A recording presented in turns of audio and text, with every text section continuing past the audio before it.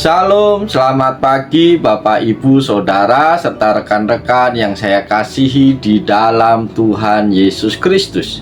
Dengan penuh sukacita di dalam Tuhan, kembali kita pada pagi hari ini dapat berjumpa melalui program Motivasi Pagi. Firman Tuhan pada pagi hari ini terambil di dalam Roma pasal 3 ayat 23 yang berbunyi demikian. Karena semua orang telah berbuat dosa dan telah kehilangan kemuliaan Allah. Amin. Saudara-saudara terkasih, kita akan merenungkan bagian firman Tuhan pada pagi hari ini di dalam tema pengorbanan Tuhan Yesus.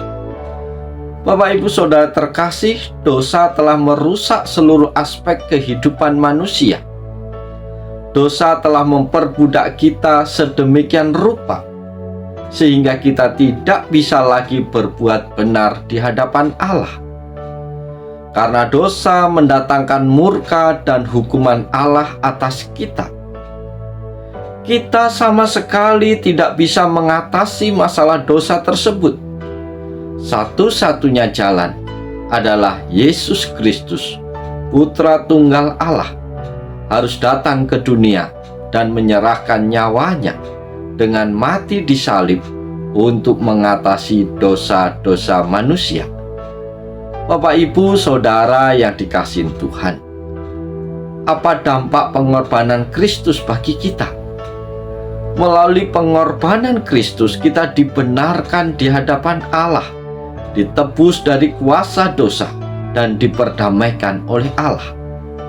Oleh sebab itu, lewat bagian firman Tuhan pada pagi hari ini, mari kita bersama dengarkan apa yang menjadi pesan Tuhan melalui firman Tuhan pagi hari ini. Pesan yang pertama dari dampak pengorbanan Yesus adalah pembenaran. Saudara-saudara terkasih, tidak ada seorang pun yang mematuhi hukum Allah. Roma 3 ayat 10 mengatakan tidak ada yang benar, seorang pun tidak. Karena itu dalam kekudusan dan keadilannya, Allah menjatuhkan penghukuman kepada manusia. Seperti seorang hakim di depan pengadilan, Allah menyatakan manusia bersalah di hadapannya. Tetapi puji syukur kepada Allah, Allah sendiri menyediakan jalan keluar bagi manusia berdosa. Ia mengirim putranya yang tunggal, Yesus Kristus, untuk menanggung hukuman atas dosa manusia, sehingga setiap yang percaya kepadanya tidak lagi berada di bawah penghukuman Allah. Jika kita percaya Yesus Kristus, kita tidak lagi dinyatakan bersalah di hadapan Allah, melainkan dinyatakan benar di hadapannya. Saudara-saudara terkasih, Galatia 2 ayat 16 mengatakan, kamu tahu bahwa tidak seorang pun yang dibenarkan oleh karena melakukan hukum Taurat, tetapi hanya oleh karena iman dalam Kristus Yesus. Sebab itu kami pun telah percaya kepada Yesus Kristus, supaya kami dibenarkan oleh karena iman dalam Kristus, dan bukan oleh karena melakukan hukum Taurat. Sebab tidak ada seorang pun yang dibenarkan oleh karena melakukan hukum Taurat. Dampak yang kedua dari pengorbanan Yesus adalah penebusan. Bapak, Ibu, Saudara terkasih, setelah kejatuhan manusia pertama ke dalam dosa, seluruh umat manusia berada di bawah kuasa dosa. Yesus mengatakan bahwa setiap orang yang berbuat dosa adalah hamba dosa. Melalui kematiannya, Tuhan Yesus telah menebus kita dari perbudakan dosa.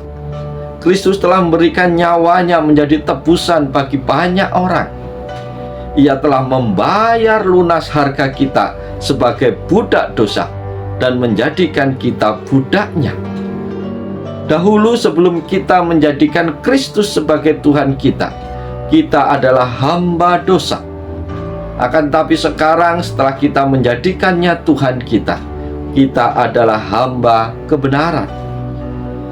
Bapak Ibu Saudara, 1 Petrus 1 ayat 18-19 mengatakan, sebab kamu tahu bahwa kamu telah ditebus dari cara hidupmu yang sia-sia, yang kamu warisi dari nenek moyangmu itu.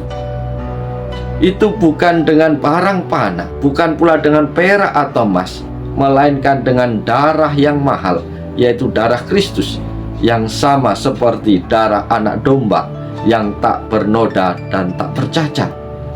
Kristus telah membayar harga yang mahal untuk menebus kita, yaitu dengan darahnya sendiri. Pesan Tuhan yang ketiga, yaitu yang menjadi dampak dari pengorbanan Yesus, adalah pendamaian. Saudara-saudara terkasih, Allah itu kudus dan sangat membenci dosa. Karena itu, ketika kita hidup dalam dosa, kita menjadikan musuh-musuh Allah. Kita hidup teralinasi dari Allah. Akan tetapi Allah begitu mengasihi kita, sehingga Ia mau merestorasi relasi kita dengannya. Ketika kita masih menjadi seteru Allah, kita diperdamaikan dengan Allah oleh kematian anaknya. Roma 5 ayat 10, karena Ia adalah kudus dan tidak membiarkan dosa, Ia menetapkan anaknya yang tunggal menjadi korban pendamaian bagi kita. Kristus menanggung hukuman atas dosa kita dengan kematiannya, dan dengan demikian mendamaikan kita dengan Allah. Bapak Ibu Saudara terkasih, Kolose 1 ayat 21-22 mengatakan, juga kamu yang dahulu hidup jauh dari Allah dan memusuhinya dalam hati dan dalam pikiran, seperti yang nyata dari perbuatanmu yang jahat, sekarang diperdamaikannya di dalam tubuh jasmani Kristus oleh kematiannya, untuk menempatkan kamu kudus dan tak bercela dan tak bercacat di hadapannya. Bapak Ibu Saudara yang dikasihi Tuhan, kiranya renungan firman Tuhan pagi hari bisa memotivasi kita untuk hidup bagi Tuhan. Jika kita belum menjadikan Yesus Kristus sebagai Tuhan dan Juru Selamat kita, mari kita datang, kita mengakui dosa kita, dan mari kita terima Tuhan Yesus sebagai Tuhan dan Juru Selamat pribadi kita, supaya kita beroleh pembenaran, beroleh penebusan, dan kita diperdamaikan dengan Allah dan kehidupan kekal yang dijanjikannya.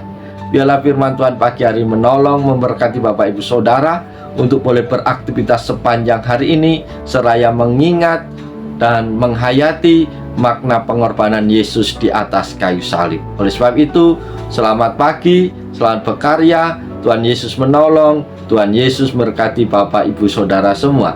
Salam haleluya, amin.